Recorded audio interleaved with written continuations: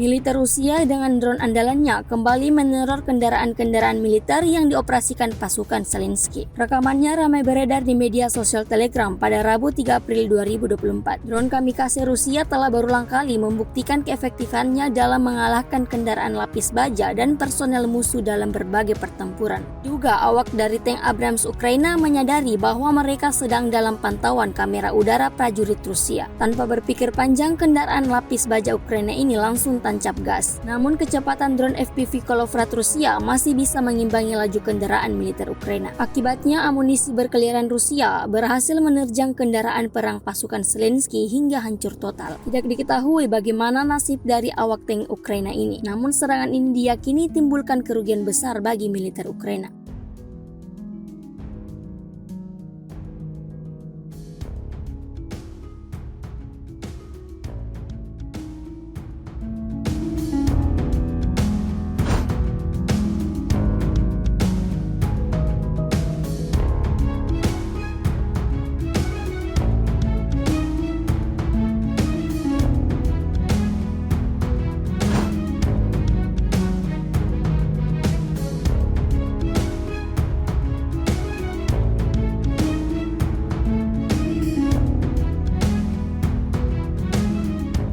Download Tribun X sekarang, menghadirkan lokal menjadi Indonesia.